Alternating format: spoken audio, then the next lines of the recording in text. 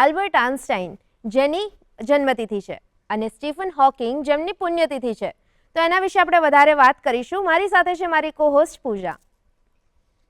Good morning Gujarat. હું છું પૂજા દલાલ ધોળકિયા અને જે આલ્બર્ટ આઇન્સ્ટાઈન અને સ્ટીફન હોકિંગ્સ દુનિયાના બે મહાન વૈજ્ઞાનિકોની ખુશ્બુએ વાત કરી. હવે આ વિજ્ઞાનને લગતા દિવસને ધ્યાનમાં રાખીને આજે ગેસ્ટ પણ ખાસ વૈજ્ઞાનિક સ્ટુડિયોમાં ઇન્વાઇટ કર્યા છે.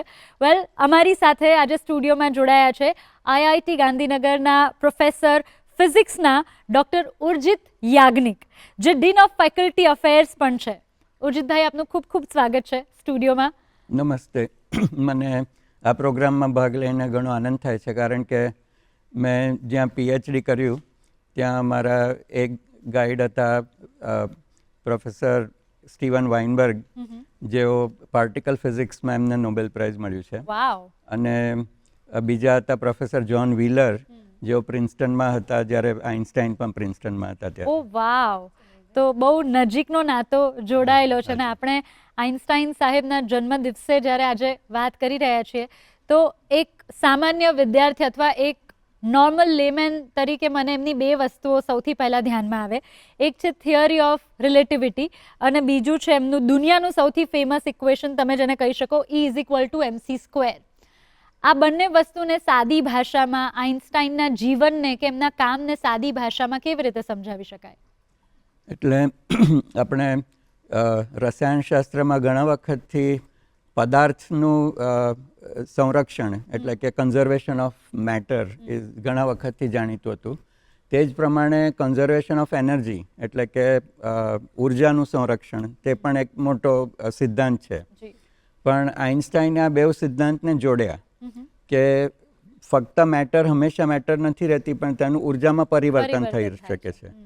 પણ ફરી જોઈએ તો એ બેઉ મળીને પાછું સંરક્ષણ થાય છે. એટલે there is a conservation of total matter energy instead of ખાલી એનર્જી અને ખાલી મેટર. ધેર ઇઝ એટલે એ રીતે એમણે એ સિદ્ધાંતને વધારે વિસ્તૃત કર્યો. સો એના માટે સૌથી વધારે એમનું એ કામ જાણીતું. બાળપણથી જો કારણ કે તમે કહ્યું કે તમે એવી વ્યક્તિઓ સાથે જોડાયેલા છો જેમણે આઇન્સ્ટાઈન સાથે સેમ સમયગાળામાં કામ કર્યું હોય, થોડીક આઇન્સ્ટાઈન વિશે વાત કરીએ. એમને વિજ્ઞાનમાં રસ ક્યાંથી પડ્યો હશે, એમના જીવનમાં વિજ્ઞાનનું મહત્વ, એનો સંઘર્ષ, એ બધા વિશે જો આપ થોડી વાત કરી શકો. ખરું જોતા તો આલ્બર્ટ આઇન્સ્ટાઈનનો જન્મ 18મી સદીમાં લગભગ 1780ની આસપાસમાં થયો.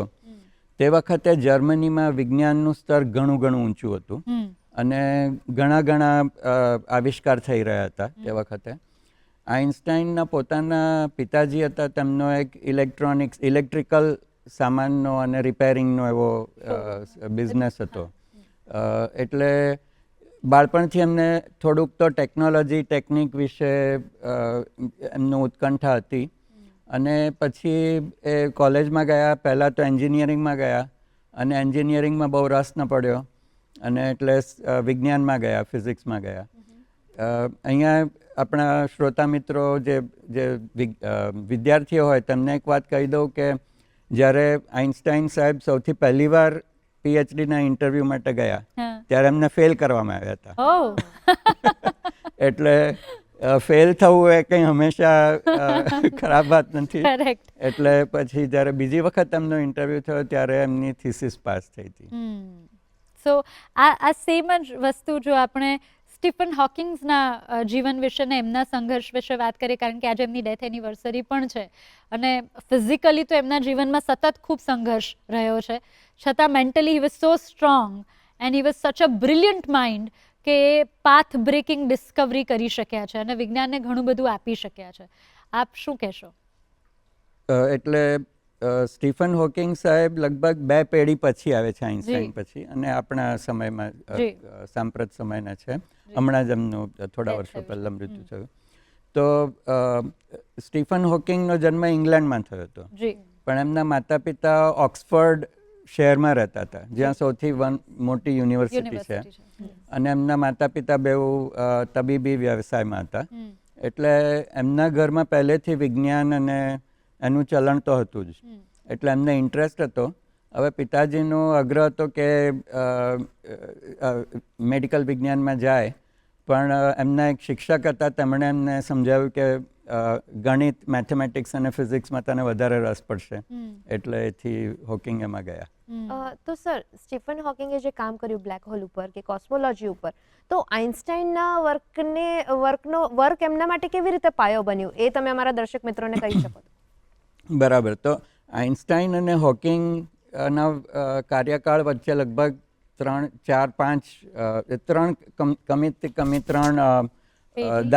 દાયકાનો ફરક છે. એટલે આઇન્સ્ટાઈને એમનો સાપેક્ષતાવાદ હતો, એનો એક જનરલ રિલેટિવિટી, એનો જનરલ સિદ્ધાંત પણ એમણે સ્થાપિત કર્યો, તે લગભગ 1915માં. પણ આઇન્સ્ટાઈનનો સિદ્ધાંત હતો તે ગુરુત્વાકર્ષણ વિશે હતો, પણ ગુરુત્વાકર્ષણ સાપેક્ષતાવાદની દ્રષ્ટિએ. એટલે એમાં સ્પીડ ઓફ લાઇટ, પ્રકાશની ગતિ પર એક સીમા છે. તો એ જ રીતે ગુરુત્વાકર્ષણના તરંગો નીકળે તો એના વેગ પણ પર સીમા છે, તેવો એમનો સિદ્ધાંત હતો. એટલે એ સિદ્ધાંત પછી એટલો બધો વ્યાપક બની ગયો કે એને લીધે આખા વિશ્વને એક્સપ્લેન કરવાનું શક્ય બની ગયું. એટલે આઇન્સ્ટાઈનના સિદ્ધાંતને આધારે કોસ્મોલોજી એઝ અ સાયન્સ, કોસ્મોલોજી એક વિજ્ઞાન તરીકે એનો ઉદ્ભવ થયો. તેમાં પછી ઘણી ચર્ચાઓ ચાલી અને ડિબેટ ચાલ્યા, કારણ કે કદાચ માનવીના ઇતિહાસમાં પહેલો વખત હતો જ્યારે એક એક્ઝેક્ટ સાયન્સ, એક પ્રોપર વિજ્ઞાન આખા વિશ્વને આવરી લેતું એવું વિજ્ઞાન નીકળ્યું, ગ્રેવિટીનું. તો એને લીધે બે ચાર પ્રકારની થિયરીઓ હતી કે વિશ્વ હંમેશા એક્સપાન્ડ થતું રહેશે કે નહીં, એ બધામાં. તો હોકિંગનો ફાળો એમાં હતો કે એમણે પ્રૂવ કર્યું કે વિશ્વનો ઉદ્ભવ થઈ શકે છે અને વિશ્વનો અંત પણ આવશે. એ વસ્તુ હોકિંગે સાબિત કરી, જેને આપણે બિગ બેંગ થિયરી કહી શકીએ. Big bang theory. ઓકે, સો અમારા દર્શક મિત્રોને તમે એના વિશે જણાવી શકો કે બિગ બેંગ થિયરી એકચ્યુઅલી શું છે? એટલે આ બધા તો જે અત્યાર સુધી મેં વાત કરી તે મોટે ભાગે સૈદ્ધાંતિક પ્રતિપાદન હતા અને મેથેમેટિકલ ઇક્વેશન્સને આધારે એના પ્રિડિક્શન્સ હતા. પણ લગભગ 1920ના દાયકામાં મોટા ટેલિસ્કોપ બન્યા અમેરિકામાં, ખાસ કરીને કેલિફોર્નિયામાં. અને એ ટેલિસ્કોપને આધારે જ્યારે દૂરની ગેલેક્સી, બીજા તારા વિશ્વો, આપણા તારા વિશ્વની બહારના તારા વિશ્વો દેખાવા માંડ્યા, ત્યારે લોકોને સમજ પડી કે વિશ્વ ઘણું વિસ્તૃત છે. અને એડવિન હબલ નામના વૈજ્ઞાનિકે એવું પ્રતિપાદન કર્યું કે વિશ્વનું એક્સપાન્શન થાય છે. જે બધી ગેલેક્સી દેખાય છે તે આપણાથી દૂર જઈ રહી છે. બ્રહ્માંડ સતત વિસ્તરી રહ્યું છે. બ્રહ્માંડનો વિસ્તાર થઈ રહ્યો છે. તો એ એક વખત જ્યારે આ રીતે સાબિત થયું, એકવાર એનું પ્રમાણ મળ્યું, દ્રષ્ટ પ્રમાણ, તે પછી એ જરૂરી બન્યું કે આને આપણે સમજીએ. એટલે હોકિંગની થિયરી એના પછી આવે છે. અને જો અત્યારે ગેલેક્સી દૂર જતી હોય તો આપણે ભૂતકાળ જોઈએ તો વધારે ને વધારે પાસે આવતી જાય.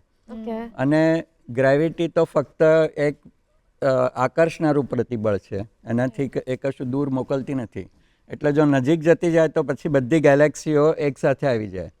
તો બિગ બેંગ એનો જ અર્થ છે કે આપણે આજના વિશ્વને જો એની મૂવી ઊંધી ચલાવીએ તો we will reach a point where everything is together, બધું સાથે આવી જાય. એક એવો કોન્સેપ્ટ પણ છે ને કે દરેક અંત એ એક નવી શરૂઆત છે. મેં હમણાં જ કોઈક જગ્યાએ વાંચ્યું હતું કે આ એક બિગ બેંગ નથી. સો કદાચ આપણી ગેલેક્સીનું જ્યારે વિસ્તરણ પૂરું થઈ જશે ત્યારે એમાંથી કદાચ બીજા નવા બ્રહ્માંડનો જન્મ થશે, આપણું બ્રહ્માંડ જ્યાં પૂરું થઈ જશે ત્યાંથી. So what is that? જો તમે બરાબર છે. એટલે આઇન્સ્ટાઈનનો જે સિદ્ધાંત છે, એના જે સમીકરણો છે, તેના અલગ અલગ પ્રકારના સોલ્યુશન નીકળી શકે છે. તેમાં અમુક સોલ્યુશન એવા છે કે જેમાં બ્રહ્માંડની ઉત્પત્તિ થાય છે અને પછી બ્રહ્માંડ વિકસતું જ જાય છે. પણ ઘણા બધા એવા છે કે જેમાં વિકસી અને પછી પાછું સંકોચાઈને પાછું એક પોઈન્ટમાં આવી જાય છે. તો હું જે વાત કરી રહી છું એ એક્ઝેક્ટલી આ થઈ શકે છે. એ બે વસ્તુઓ ફિઝિક્સમાં કે જેને કેલ્ક્યુલસ ખબર હશે કે આપણે એક બાઉન્ડ્રી કન્ડિશન, ઇનિશિયલ કન્ડિશન આપવી પડે.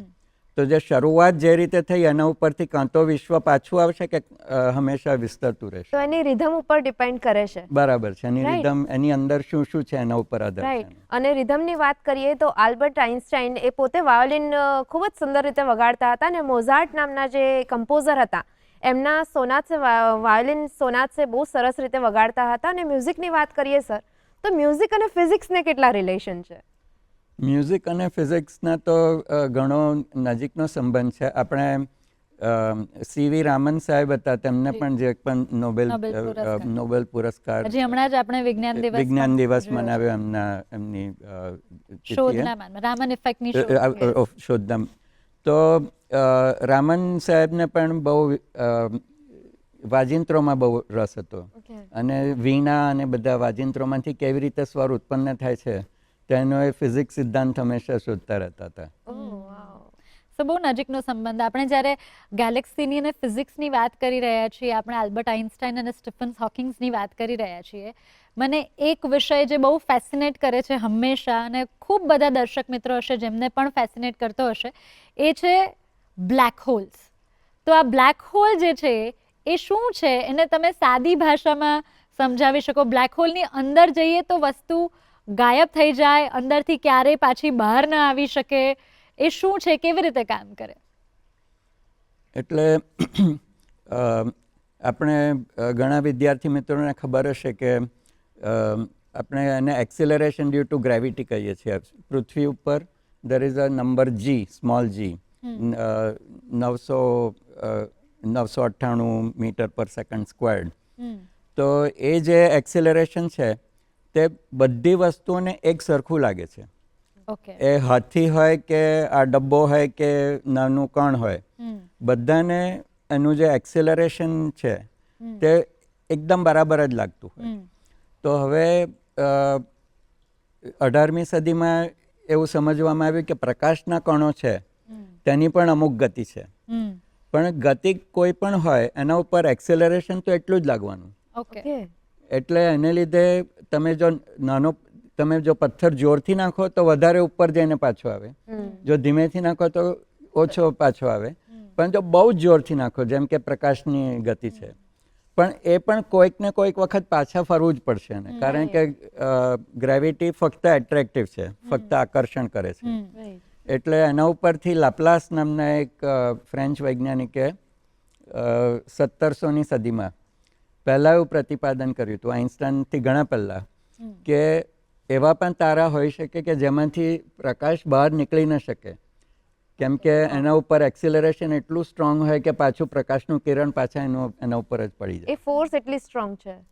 તો એટલે હા, જો જેમ વધારે દ્રવ્ય આપણે ભેગું કરીએ તેમ એનો ગ્રેવિટી ફોર્સ વધી જાય, અને જેમ એ દ્રવ્ય ઘણું વધી જાય તો પછી એમાંથી પ્રકાશ પણ નીકળી ન શકે. તો એ જે ઘણું વધારે દ્રવ્ય ભેગું થાય જેમાંથી પ્રકાશનું કિરણ પણ બહાર ન નીકળી શકે એને આપણે બ્લેક હોલ અથવા શ્યામ ગર્ત પણ કહે છે. એને આપણે બ્લેક હોલ કહીએ છીએ. કેટલા બ્લેક હોલ્સ અત્યાર સુધીમાં આઈડેન્ટિફાય થયેલા છે, એવો કોઈ નંબર ખરો? એ તો બહુ સરસ તમે સવાલ પૂછ્યો, કારણ કે એકદમ સાંપ્રત વિષય છે, કારણ કે હમણાં છેલ્લા 5-7 વર્ષથી આપણને ગ્રેવિટેશનલ વેવ્સ જોવા મળ્યા છે. ગ્રેવિટીના તરંગો, જેમ વિદ્યુતના તરંગો નીકળે છે તેમ ગ્રેવિટી તરંગો પણ નીકળે છે. તેની પ્રિડિક્શન પણ આઇન્સ્ટાઈને કર્યું હતું, પણ આટલા 100 વર્ષ સુધી એ મળ્યા નહોતા. પણ લગભગ બરાબર આઇન્સ્ટાઈનના પ્રતિપાદનના લગભગ 100 વર્ષ પછી એક્ઝેક્ટલી આપણને ગ્રેવિટેશનલ વેવ્સ જોવા મળ્યા છે. અને એ જે બહુ જ અતિ સોફિસ્ટિકેટેડ એનું જે યંત્ર છે એને લાઇગો કહે છે, LIGO, લેઝર ઇન્ટરફિયરોમેટ્રી. તો એ જ્યારે એકવાર લોન્ચ થયું ત્યારે આપણને જોવા મળ્યા, અને એના દ્વારા આપણને ન કેવળ બ્લેક હોલ પણ બ્લેક હોલ એકબીજાની આસપાસ ફરી અને એકબીજામાં સમાઈ જાય છે, અને એને લીધે જે ગ્રેવિટેશનલ વેવ નીકળે છે તો જોવા મળ્યા છે. અને અત્યાર સુધી સેંકડો, 2015માં સૌથી પહેલા શોધ થઈ ગ્રેવિટેશનલ વેવની, આજ લગભગ 10 વર્ષ થવા આવ્યા. તો એ 10 વર્ષ દરમિયાન 500-700 જેટલા બ્લેક હોલ મર્જર્સ જોવા મળ્યા છે. એટલે યસ, તો સર આપણે સાંપ્રત સમયની વાત કરીએ તો સાંપ્રત સમયની અંદર ફિઝિક્સ પણ એટલું જ આગળ વધી રહ્યું છે, એટલી જ રિસર્ચ થઈ રહ્યું છે, એટલી જ કેલ્ક્યુલેશન પણ થઈ રહી છે. તો અત્યારે ફિઝિક્સના ક્ષેત્રમાં શું ચાલી રહ્યું છે, શું શોધવાનો પ્રયત્ન અત્યારે થઈ રહ્યો છે? ના જુઓ, હવે તમે ફિઝિક્સ કહો તો બહુ વિસ્તૃત છે, કારણ કે ફિઝિક્સમાં પદાર્થ વિજ્ઞાન પણ આવે છે, solid state physics, material science, પછી લેઝર સાયન્સ, રાઈટ. એટલે ઘણા ભાગ છે. પણ જો આપણે અણુનાભિકી તરફ જઈએ, ન્યુક્લિયર ફિઝિક્સ, ન્યુક્લિયર સાયન્સ, તો અણુનાભિકીય જે પરિબળો છે તેના વિશે પણ ઘણું કામકાજ ચાલી રહ્યું છે, જેને આપણે ફંડામેન્ટલ ફિઝિક્સ અથવા જે સ્ટીવન વાઇનબર્ગનું નામ આપણે લીધું, તેમનું જે કામ છે તે એમાં છે. તો આજકાલ જે જીનીવામાં એક મોટું એક્સેલરેટર છે જેને લાર્જ હેડ્રોનિક કોલાઇડર કહેવાય છે, અને જેની પરિધિ લગભગ 29 કિલોમીટર જેટલી લાંબી છે. તો એ એક્સેલરેટરમાં આના ઉપર વધારે સંશોધન થઈ રહ્યું છે, અને એમાં પણ આપણે સ્ટીવન વાઇનબર્ગે જે પાર્ટિકલનું પ્રિડિક્શન કર્યું હતું 1967માં, તે 2012 સાલમાં એ લાર્જ હેડ્રોનિક કોલાઇડરમાં મળ્યું છે, જેને હિગ્સ પાર્ટિકલ કહેવાય છે. That is really fascinating sir. Super interesting conversion ચાલી રહ્યું છે, જેમાં વિજ્ઞાન અને વિજ્ઞાન સાથે જોડાયેલા બહુ ઇન્ટરેસ્ટિંગ સબ્જેક્ટ પર ચર્ચા થઈ રહી છે. પણ એની પહેલાં આપણે એક બ્રેકનો સમય થયો છે, તો આપણે બ્રેક પર જઈએ અને ખૂબ ઝડપથી પાછા આવીએ.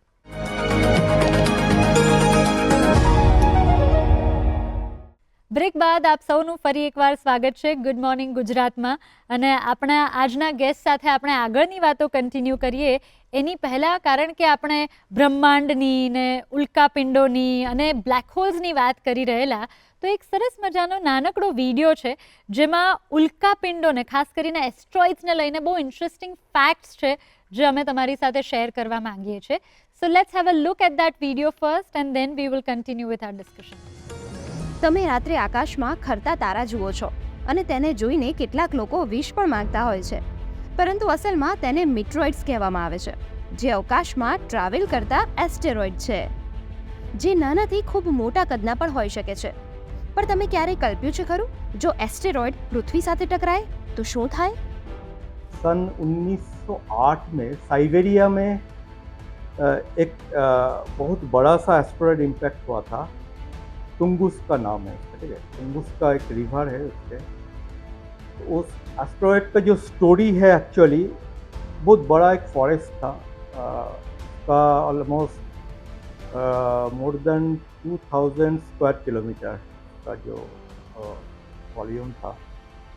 तो वो पूरा फॉरेस्ट एक्चुअली माने बर्न आउट हो गया और सारे जो पेड़ है वो पूरा गिर गया था ज़मीन पे. बट मोस्ट इंटरेस्टिंग पार्ट जो है ना, इसमें कोई क्रेटर और गड्ढा जो हम लोग बोलता है क्रेटर बनता है, ये कोई क्रेटर नहीं था, सिर्फ सारे फॉरेस्ट जो है बर्न आउट हो गया था. तो इसका जो रीज़न है, हम लोग बोलते हैं इसको एयरबर्स्ट एक्सप्लोशन हुआ था, मतलब ज़मीन का थोड़ा ऊपर पूरा जो एस्टेरॉयड और मीटोराइड जो था पूरा बर्न आउट हो गया था, एक्सप्लोशन हो गया था, इसीलिए ज़मीन पे कुछ गिरा नहीं. तो ये है मैंने largest impact event in world history. तो to commemorate this event actually, तो 2016 में यूनाइटेड नेशन ने 30 जून में ही हुआ था, सन 1908. तो इसी दिन को हम लोग सोशल अवेयरनेस और ग्लोबल अवेयरनेस प्रोग्राम एस्टेरॉयड के बारे में, मैंने ऐसा ना हो एस्टेरॉयड पृथ्वी में गिरे, हम एस्टेरॉयड को चेस करें, ऐसा मैंने उल्टा करें. तो इसीलिए हम लोग 30 जून को मनाता है. ये 9th ईयर है. આ એસ્ટેરોઇડ છે શું, કેવી રીતે બન્યા અને મિટ્રોઇડ્સની પૃથ્વી સાથે ટકરાવની ઘટના ભારતમાં કેટલી વાર બની છે?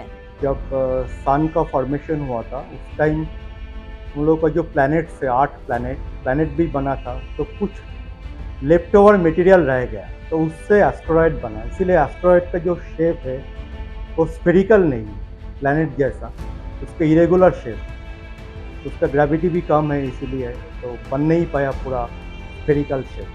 तो इंडिया में एस्टेरॉयड इम्पैक्ट का जो रिकॉर्ड है, अभी तक 4 ऐसा क्रेटर है जो एस्टेब्लिश्ड है ऑलरेडी. एक तो लोनार क्रेटर है और एक है लोनार महाराष्ट्र में है, एक है धाला स्ट्रक्चर मध्य प्रदेश में, एक है रामगढ़ राजस्थान में, और रिसेंटली एक डिस्कवर हुआ है गुजरात में भी, एक लूना क्रेटर करके, बट ये अभी तक फुल्ली कन्फर्म नहीं है, अभी भी स्टडी चल रहा है. દોસ્તો, અવકાશમાંથી પૃથ્વી પર પડેલા આ મિટ્રોઇડ્સના અંશ છે. દેખાવમાં એ સામાન્ય પથ્થર જેવા લાગે છે, પણ એવું છે નહીં. उसका जो बाहर का जो स्किन है ना, उनका पिन का, वो बर्नड आउट दिखेगा, काला जैसा कलर, तो उसको हम लोग फ्यूजन क्रस्ट बोलते हैं. तो ये फ्यूजन क्रस्ट आपको एकदम रिसेंट जो फॉल मतलब काली गिरा है उसी को मिलेगा, बट आप बाद में अगर उसको ढूंढने जाओगे तो वेदर्ड हो जाएगा, मतलब बाद में कुछ मिलेगा नहीं. और दूसरा क्या है, उसमें मेटल्स रहता है, आयरन निकल एलॉय जो बोलता है हम लोग. मेटल्स का क्या है, वो थोड़ा हेवी होता है, तो पृथ्वी का जो रॉक्स पत्थर जो है उससे थोड़ा हेवी होगा उसका. बट फाइनल वेरिफिकेशन के लिए आपको तो लेबोरेटरी आना ही पड़ेगा. બહુ જ સરસ મજાના ફેસિનેટિંગ ફેક્ટ્સ ઉલ્કાપિંડોને લઈને. આપણે જ્યારે રાત્રે તૂટતો તારો જોઈએ ત્યારે એને જોઈને વિશ માંગીએ, પણ અહીંયાથી બેસીને આપણને ભાગ્યે જ એવી કલ્પના હોય કે એ તૂટતો તારો એકચ્યુઅલી કેટલો મોટો એસ્ટ્રોઇડ છે. સર આપણી સાથે છે ડૉક્ટર ઉર્જિત યાજ્ઞિક. આપણે હમણાં બ્લેક હોલ વિશે વાત કરી, મને એક પ્રશ્ન એમાં રહી જતો તો મને વળી પાછો પૂછી લેવો છે કે બ્લેક હોલનું ગ્રેવિટેશનલ ફોર્સ જો આટલું જબરદસ્ત હોય કે એની આસપાસ આવતી કોઈ પણ વસ્તુને ખેંચી લે, તો કોઈ વાર આપણને એવો ભય ન રહે કે એ બ્લેક હોલ આપણી સૂર્યમંડળ, આપણા સૌરમંડળની આસપાસ આવી જાય ને આપણને બધાને અંદર ખેંચી લે? એવું પોસિબલ છે?